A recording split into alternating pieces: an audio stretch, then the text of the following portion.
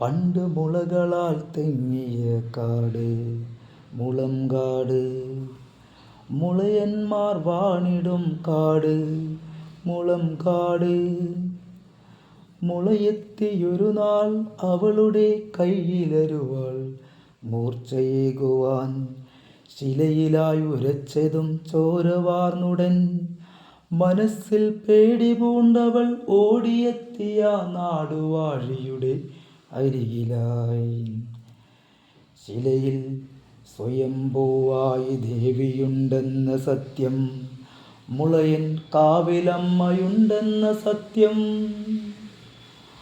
കാവെന്ന പേരിലറിയുന്നതും നിന്നിൽ ചുറ്റുമായി ആലും പാലയും പേരാലും മറ്റാൽ മരങ്ങളും കൂടിയ കാടൊരു കാവായി. ബാലഭാവ പ്രതിഷ്ഠയാം ദേവി നിൻ ശാസ്താപ്രതിഷ്ഠ പ്രതിരൂപമല്ലോ.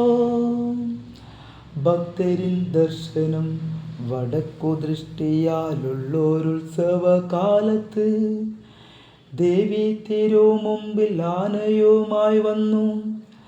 ബാലസ്വരൂപിണി ദേവിതൻ കോപവും പൂണ്ടവൾ വടക്കുദിക്കിൽ നിന്നും പടിഞ്ഞാറിൽ നോക്കി തിരിഞ്ഞിരുന്നു. കോപം മനസ്സിൽ കണ്ട ആനയും ഓടിയ ഓട്ടത്തിൽ ദേവിതൻ ശാപത്താൽ ആനയും പാറയായി തീർന്നിരുന്നു. ഹായ്, സ്വാമി ശരണമയ്യപ്പ. ഞാൻ സുരേഷ് ബാബു വള്ളൂർ.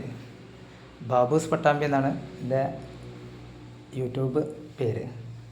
പിന്നെ ഇത് മുളയൻകാവ് ഭഗവതി ക്ഷേത്രമാണ്, ചെർപ്പളശ്ശേരി.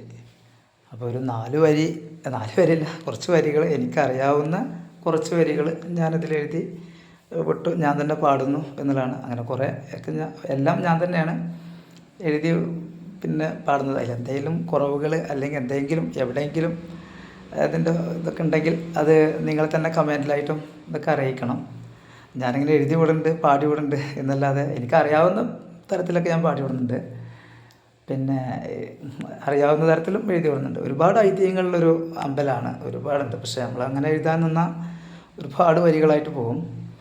പിന്നെ നിങ്ങൾക്ക് എവിടെയെങ്കിലും ഏതെങ്കിലും തരത്തിൽ നമ്മളെ ചില വീഡിയോസൊക്കെ നമ്മളിപ്പോൾ 2-3 വിട്ടിട്ടുണ്ട്. എന്തെങ്കിലും തരത്തിൽ നമുക്കൊക്കെ ഇഷ്ടപ്പെടുകയാണെങ്കിൽ ഒരു ലൈക്ക് അല്ലെങ്കിൽ ഒക്കെ ചെയ്ത് കഴിഞ്ഞാൽ നല്ലൊരു ഇതൊക്കെ തന്ന പ്രോത്സാഹനമൊക്കെ തരികയാണെങ്കിൽ.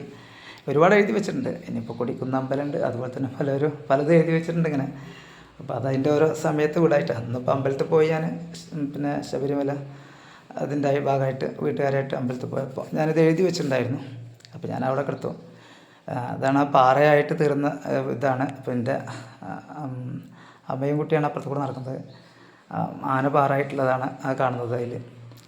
പിന്നെ അപ്പോൾ ഞാൻ പറഞ്ഞത് ഒരുപാട് എഴുതി വെച്ചിട്ടുണ്ട്. അതൊക്കെ ഓരോ തരത്തിലാക്കിയിട്ട് വിടും. പക്ഷേ എഡിറ്റ് ചെയ്യൽ പിടിക്കലൊക്കെ നമുക്കൊന്നും വലിയ ഇതില്ലെങ്കിലും നിങ്ങൾ അർത്ഥങ്ങളും കാര്യങ്ങളൊക്കെ മനസ്സിലാക്കി എന്തെങ്കിലും കുറവുകളോ ഇതൊക്കെ ഉണ്ടെങ്കിൽ അത് അയക്കുക. ശരി കേട്ടോ.